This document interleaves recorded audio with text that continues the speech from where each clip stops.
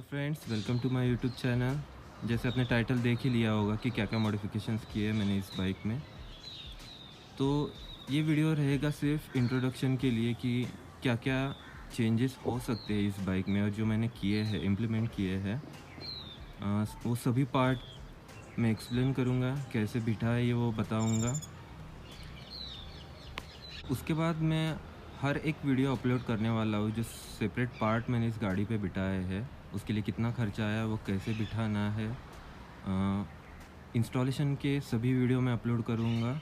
एक वीडियो में एक ही पार्ट अपलोड करूँगा, जिस वजह से आपको डिटेल में समझ में आए कि आप कैसे मॉडिफाई कर सकते हैं आपके बाइक में, कितना खर्चा आया, क्या क्या प्रिकॉशंस लेनी है, कितना टाइम पीरियड जाएगा, क्या क्या पार्ट्स आपको अवेलेबल करने होंगे इंस्टॉलेशन के पहले। वो सब मैं इस वीडियो में एक्सप्लेन नहीं करूँगा, उसके लिए मैं सेपरेट एक एक वीडियो बनाऊँगा। तो स्टार्ट करने से पहले थोड़ा सा ओवरव्यू ले लेते हैं कि क्या क्या चेंजेस हुए हैं, बाद में हर एक पार्ट को डिस्कस करते हैं।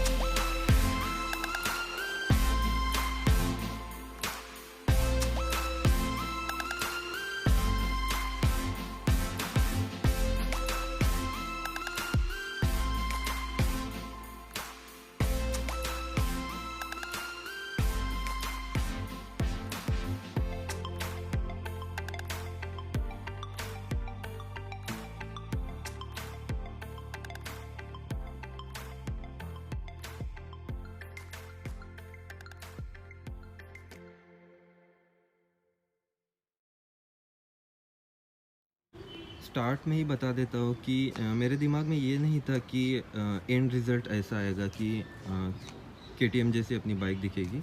मेरे दिमाग में सिर्फ यही था कि यूएसडी फोक्स चाहिए अपने बाइक में। ग्राफिक करके देखा था मैंने, लेकिन मुझे पर्सनली देखना था कि क्या लुक आएगा इस बाइक का यूएसडी बिठाने के बाद, कैसे दिखेगी गाड़ी, परफॉर्मेंस में क्या चेंज होगा। तो मुझे करना ही था। एक दो वीडियो देखे थे मैंने यूट्यूब पे। सो ये था कि हो सकता है, लेकिन कितना खर्चा आएगा, क्या क्या मॉडिफिकेशंस करने पड़ेंगे, वो पता नहीं था। जैसे मैंने स्टार्ट किया, मुझे वो यूएसडी मिल गए थे। स्टार्ट करने के बाद पता चला कि और उसके साथ भी और भी पार्ट्स चेंज करने पड़ेंगे। जैसे बता दूं कि यूएसडी बिठा दिए थे मैंने, बाद में पता चला कि मेरा जो ओल्ड अपाची का अलॉय व्हील था, वो उसमें बैठ रहा था तो डिस्क मैच नहीं हो रहा था। फ्रंट ब्रेक का जो डिस्क है वो मैच नहीं हो रहा था कैलिपर पे। सो फ्रंट डिस्क थोड़ा सा मुझे इस अलाइनमेंट में लेना पड़ रहा था, वो जो मुझे मंजूर नहीं था सेफ्टी के हिसाब से। तो एक एक केटीएम के पार्ट जुड़ते गए इस गाड़ी में, और फाइनली एंड रिज़ल्ट ऐसा आया। ओवरऑल खर्चा बता दूँ तो 35 से 40,000 खर्चा आया इसमें मुझे, जो पहले बजट में नहीं था, क्योंकि पता ही नहीं था कि इतना खर्चा आने वाला है। और मेरे ओल्ड पार्ट्स मैंने 10 से 12,000 में बेच दिए, तो लगभग 30,000 खर्चा आया है मुझे इस मॉडिफिकेशन के। सब मॉडिफिकेशन के लिए मुझे 8 से 6 महीने का समय लगा है। 2-2 हफ्ते मेरी बाइक गैरेज में भी रहती थी। तो आपके पास अगर स्पेयर बाइक है तो कोई प्रॉब्लम नहीं, आप ये मॉडिफिकेशन कर सकते हैं। मेन पार्ट रहता है, प्रॉब्लमेटिक पार्ट इसमें है कि पार्ट्स अवेलेबल नहीं रहते। एक एक नट के लिए, एक एक बोल्ट के लिए कभी कभी आपको रुकना पड़ता है 1-2 महीने। ये जो वाला पार्ट है जो अपना लोअर टी और अपर टी को जॉइन करता है, केटीएम का ये पार्ट मुझे मिला ही नहीं। इसमें RS200 का ये बोल्ट मैंने लगाया है, और उसके लिए भी मुझे 2 हफ्ते रुकना पड़ा। मतलब सब रेडी था, गाड़ी जोड़ के खड़ी थी, लेकिन उस बोल्ट के लिए मुझे 2 हफ्ते रुकना पड़ा था। तो आप समझ सकते हैं कि पार्ट अवेलेबल है या नहीं, वो भी आपको देखना पड़ेगा। मैं तो कहूँगा कि पहले सब पार्ट अवेलेबल कर लो और बाद में आप मॉडिफिकेशन स्टार्ट कर लो। क्योंकि यू नेवर नो कि कितना टाइम लगेगा इस कोई भी मॉडिफिकेशंस के लिए। अगर इस बाइक को आप मिडल से डिवाइड कर लो तो मैक्सिमम जो मॉडिफिकेशंस हुए वो फ्रंट में हुए हैं। लेफ़्ट में सिर्फ जो 100 सेक्शन का टायर आता है वहाँ पे मैंने सिर्फ 120 सेक्शन का MRF नायलॉन ज़ैपर बिठाया है। अच्छा ग्रिप देता है क्योंकि अपाची का टेंडेंसी अगर आप रेयर ब्रेक हार्ड दबाते हैं तो लॉक हो जाता है और ग्रिप छोड़ देता है, कभी कभी वॉबल भी हो जाता है। तो अभी जो 120 सेक्शन का टायर है अच्छा ग्रिप दे रहा है और जैसे आपको पता है कि MRF का लाइफ भी अच्छा है। सो रेयर में सिर्फ 120 सेक्शन का टायर बिठाया है मैंने जो 100 सेक्शन का आता था। और जो सस्पेंशन है, रेयर सस्पेंशन है, वो सिर्फ गोल्ड कलर में है, सेम स्पेसिफिकेशन के है। जो 180 में आते हैं सिर्फ कलर की वजह से मैंने ये चूज़ किए क्योंकि अच्छे दिखते हैं। फ्रंट वाले मॉडिफिकेशन की बात करें तो यहाँ से चेसिस से आगे वाले सभी पार्ट, लगभग सभी पार्ट KTM के लगे हुए हैं। हैंडल बार से लेकर 42 mm USD फोक्स, 390 का एलॉय व्हील है, 200 का मडगार्ड है, 250 का हेडलाइट है। मुझे DRLs चाहिए थे इसलिए मैंने ये लगाया है। कई लोगों ने 390 का भी लगाया है, लेकिन जैसे ये कार्बोरेटेड है बाइक, मेरा 2013 में लिया है, 6-7 साल हुए इस बाइक को। सो मुझे वो लगा नहीं कि इम्प्लीमेंट होगा, इसलिए मैंने ये 250 KTM 250 का हेडलाइट लगाया है। और मेरे अपाची का ही स्पीडोमीटर इसमें बिठाया हुआ है और वो वर्क भी करता है, जैसे आप देख सकते हो। थोड़ा स्पीडोमीटर एरर आ रहा है मुझे, वो बाद में हम एक्सप्लेन करेंगे, उस पर डिस्कस भी करेंगे और आपसे मुझे सॉल्यूशन भी चाहिए कि क्या कर सकते हैं उसके लिए। हैंडल बार 250 का लगाया मैंने, पहले सिल्वर बिठाया था मैंने, लेकिन वो कुछ जम नहीं रहा था, तो 2 दिन पहले मैंने ये ब्लैक में बिठाया है। ग्रिप 250 का है, ये एडजस्टेबल लीवर 390 का बिठाया मैंने।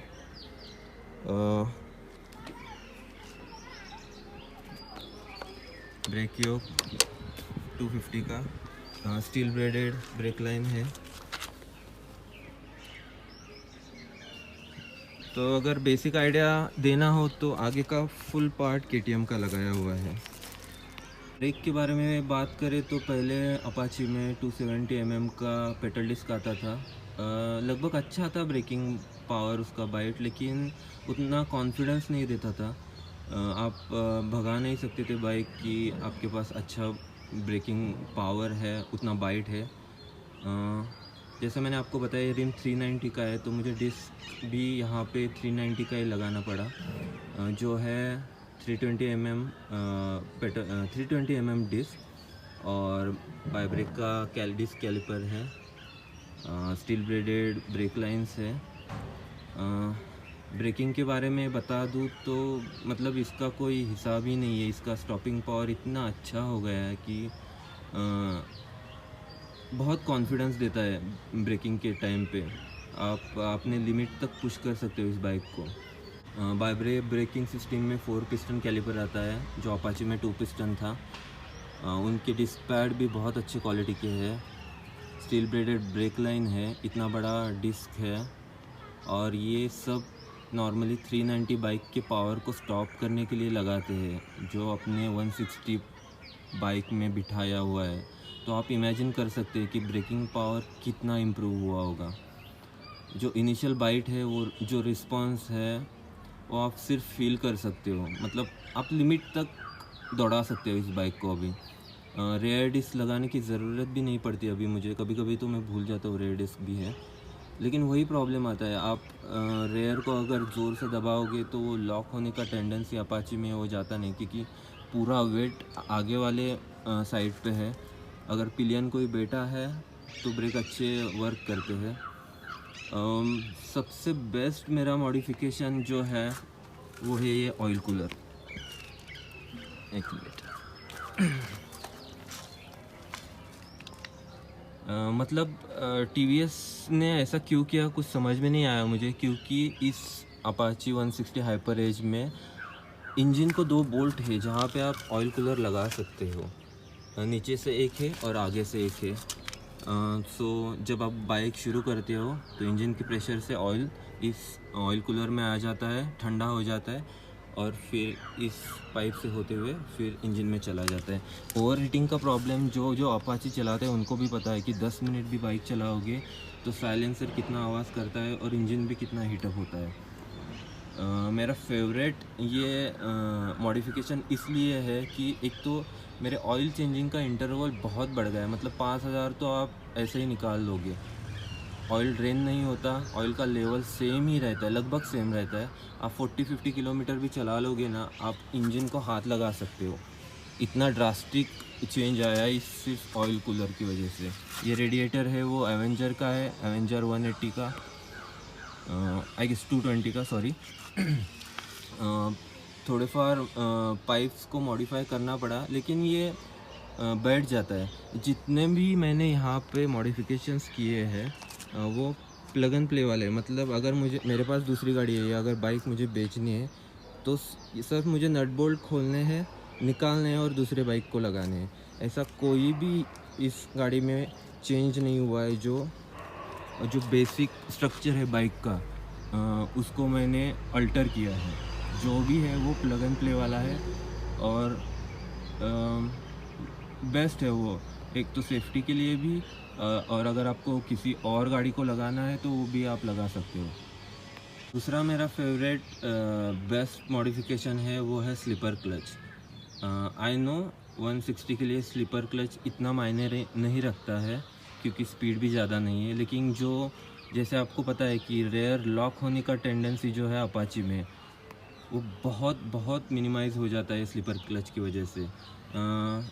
इन्फॉर्मेशन के लिए मैं आपको बता दूं कि अपाचे 200 जो नया वर्जन आया हुआ है 2.0, उसमें जो स्लीपर क्लच आता है वो इसमें आसानी से बैठ जाता है। उसका भी मैं वीडियो अपलोड करने वाला हूँ, उसमें डिटेल बता दूंगा कि क्या क्या करना पड़ेगा। स्लीपर क्लच का वर्क कैसे करता है तो मैं एक इजी एग्जांपल में अगर बताना चाहूँ तो सपोज़ आप चलती ट्रेन से उतर रहे हो, तो आप उतरने के बाद सीधा खड़े नहीं रहते, आप थोड़ा दौड़ते रहते हो, जिस वजह से आपका स्पीड आपके कंट्रोल में आ जाता है और बाद में आप रुक जाते हो। अगर ट्रेन से उतरने के बाद सीधा खड़े रहोगे तो आप सामने गिर जाओगे। सिमिलर मेथड स्लीपर क्लच में यूज़ होता है।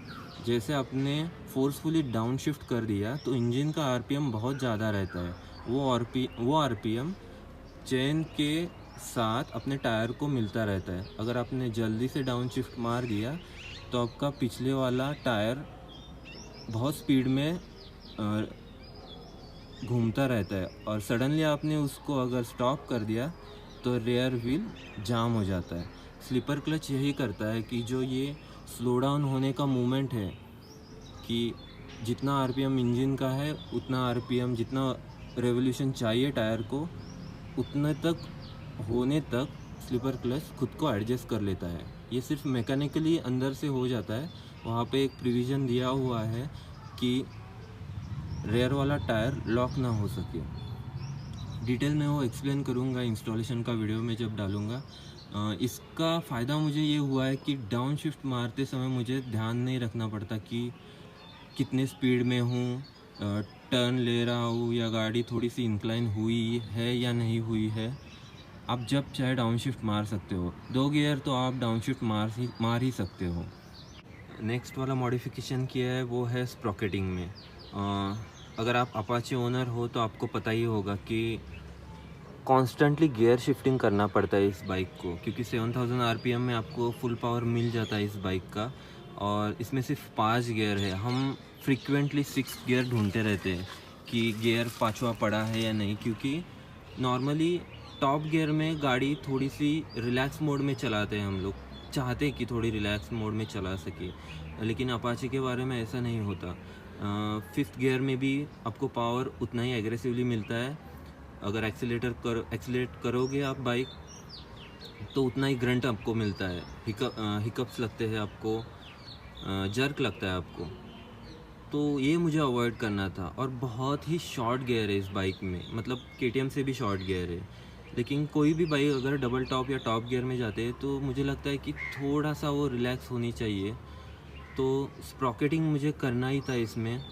तो आपको तो पता है कि टॉल गियरिंग और शॉर्ट गियरिंग के बारे में, ये तो शॉर्ट गियरिंग बाइक है। सो मुझे एक चेंज करके देखना था कि अगर मैं इसमें आता है, पहले तो फ्रंट में जो छोटा स्प्रॉकेट रहता है वो 13 टीथ का रहता है, और जो रेयर स्प्रॉकेट है वो 44 टीथ का रहता है। तो मैंने पहले ट्राई किया कि इसमें मैंने 14 टीथ का 180 अपाची 180 का स्प्रॉकेट डाल के देखा कि क्या चेंज हो रहा है। तो मुझे टॉप स्पीड थोड़ा सा ज़्यादा मिल रहा था, लेकिन पिकअप बहुत ही कम हो गया था, मतलब चलाने का मज़ा नहीं आ रहा था। तो वैसे मैंने स्प्रॉकेट तो अलग अलग मिल नहीं रहा था, तो मैंने पूरी चेन स्प्रॉकेट असेंबली ख़रीद ली थी। तो मैंने 180 का ही 46 टीथ वाला रेयर स्प्रॉकेट भी डाल दिया। इसकी वजह से क्या हुआ कि अपना आरपीएम 7000 आरपीएम पे तो पावर डिलीवर हो ही रहा है। आगे का स्प्रॉकेट जब आप चेंज करते हो तो आपको थोड़ा सा टॉल गियरिंग मिलता है, मतलब फर्स्ट से सेकंड जाते समय आपको थोड़ा सा टाइम मिलता है, आप थोड़ा सा एक्सीलरेट ज़्यादा कर सकते हो अगले वाला गियर डालने तक। तो ये थोड़ा कन्वीनियंट हो गया था मुझे कि आप थोड़ा गाड़ी ज़्यादा एक्सीलरेट कर सकते हो नेक्स्ट गियर डालने से पहले। लेकिन सिर्फ आगे का स्प्रॉकेट चेंज करने के बाद मुझे पिकअप थोड़ा कम लग रहा था, तो मैंने रेयर वाला भी चेंज कर लिया।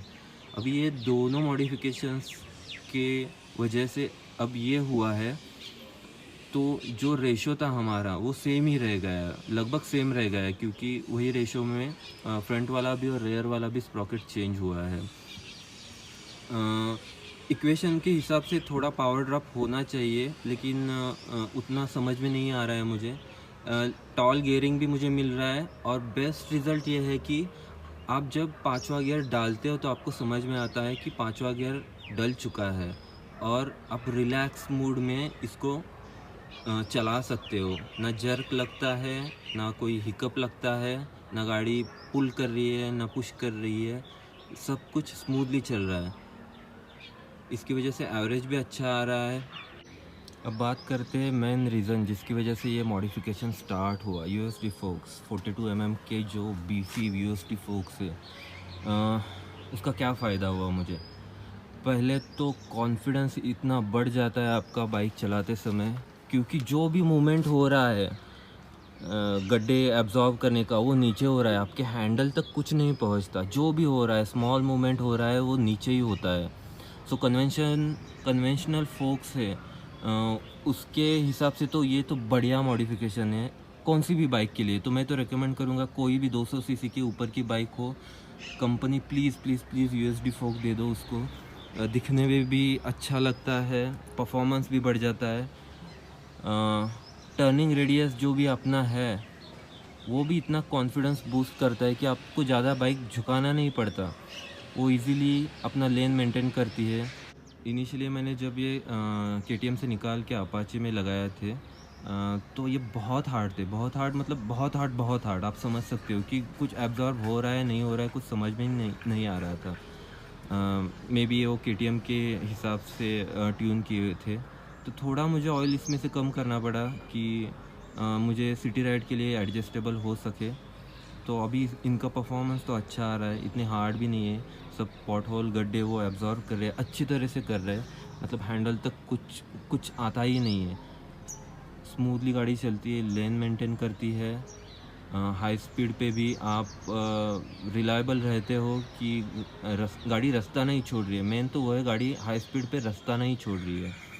और अगर थोड़ी सी रेती बीती आ जाती है, कंस्ट्रक्शन का काम शुरू है, उस रोड पे आप चला रहे हो, तो भी आपका कॉन्फिडेंस बनाए रहता है, गाड़ी स्लिप नहीं मारती। ब्रेकिंग के लिए भी ये बहुत बहुत मायने रखता है कि आपका सस्पेंशन कैसे यूज़ हो रहा है, वर्क कर रहा है। तो ब्रेकिंग में भी ये सस्पेंशन बूस्ट करता है। पिकअप लेते समय भी इसका रिएक्शन थोड़ा अलग है कन्वेंशनल फोक्स के कंपैरिजन में, तो वो भी एक अलग फील देता है आपको जब आप एक्सीलरेट करते हो इस बाइक को विथ यूएसडी फोक्स। और जो भी अपाचे ओनर है वो सब वीडियो देखने के बाद यही सोचते होंगे कि ये सब मॉडिफिकेशन तो कर लिया, वाइब्रेशंस का बता दो, वाइब्रेशंस कम हुए हैं या नहीं, क्योंकि मतलब इस गाड़ी को मिनी वाइब्रेटर आप बोल सकते हो, आपको तो पता है कि मेन वाइब्रेटर कौन है। सो मेन तो ये हैंडल बार चेंज हुआ है, सिंगल कन्वेंशनल हैंडल बार इसमें आया है, इसकी वजह से भी थोड़ा वाइब्रेशन चेंज हुआ है। जो यूएसडी फोक्स है वो भी वाइब्रेशंस अच्छी तरह से सोख रहे हैं। जो इनका ग्रिप है वो भी अलग टाइप का है। मैं प्रेफर करूँगा अपाचे का ही जो हैंड एक्सीलेटर और वो क्लच को पकड़ने के लिए जो ग्रिप दिया है, बहुत हार्ड है लेकिन थोड़ा कॉन्फिडेंस बूस्ट करता है जो इसका डिज़ाइन है उसकी वजह से। वाइब्रेशंस मतलब 80 to 90% मिनिमाइज़ हुए हैं, लेकिन हायर आरपीएम पे, हायर स्पीड पे थोड़ा सा वाइब्रेशन फील होता है, उतना भी नहीं जितना ओरिजिनल अपाचे वो स्प्लिट हैंडल बार में क्रिएट करती है। लेकिन वाइब्रेशन तो आप बोल सकते हो कि बहुत कम हो गए, मतलब अभी तो मुझे याद भी नहीं है कि वाइब्रेशंस इस गाड़ी में थे या नहीं। और छोटे मोटे मैंने चेंजेस किए हैं, उसमें से पहला ये है एडजस्टेबल लीवर जो 390 का आता है, आप ये देख सकते हैं। इसके वजह से क्या हो रहा है कि ये जो डिस्टेंस है, आप यहाँ से जो आपको प्ले रहता है क्लच में, जो आपका प्ले रहता है, आप इस नीचे से भी एडजस्ट कर सकते हो, यहाँ से भी और यहाँ से भी, लेकिन इसके लिए आपको 2 पाने लगते हैं और हर बार आप यहाँ पे गाड़ी साइड में लेके चेंज नहीं कर सकते, क्योंकि over the time of period clutch थोड़ा सा ढीला हो जाता है। तो इसकी वजह से क्या होता है, आप परफेक्टली आपका जो क्लच प्ले है क्लच का वो एडजस्ट कर सकते हो। और स्लीपर क्लच बिठाने के वजह से ये देखो बहुत ही स्मूथ हुआ है क्लच, आप सिंगल उंगली से भी इसको शिफ्ट कर सकते हो। और कॉम्बिनेशन में अगर आप ये एडजस्टेबल लीवर लगा रहे हो तो सोने पे सुहागा ही है। बहुत अच्छा फीडबैक मिलता है क्लच का, और जब वो स्लीपर क्लच डाउन शिफ्टिंग में वर्क करता है वो तो एक अलग ही ट्रीट है। एक जो मॉडिफिकेशन है वो छुपा था, वो मैं भी भूल गया था आपको दिखाने के लिए, कि केनन का फ़िल्टर बिठाया मैंने। सो जो एयर फ्यूल मिक्सचर जाता है अपने कार्बोरेटर से इंजन को, सो वो इम्प्रूव हुआ है। थोड़ा इंस्टॉलेशन कन्वेंशनल है इसका,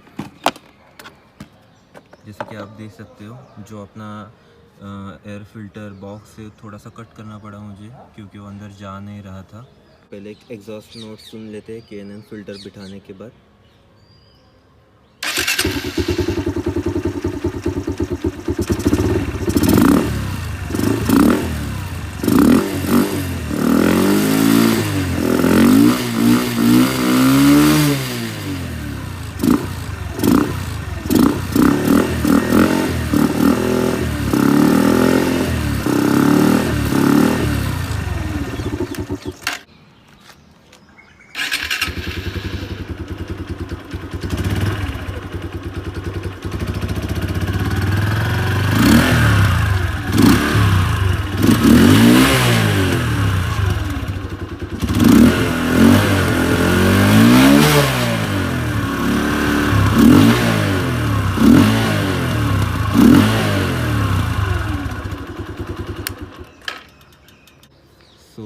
प्लीज़ मुझे बताइए आपको ये वीडियो अच्छा लगा या नहीं। मेरे चैनल को सब्सक्राइब कीजिए, लाइक कीजिए, कमेंट में डिस्कस ज़रूर करना कि और क्या हो सकता है।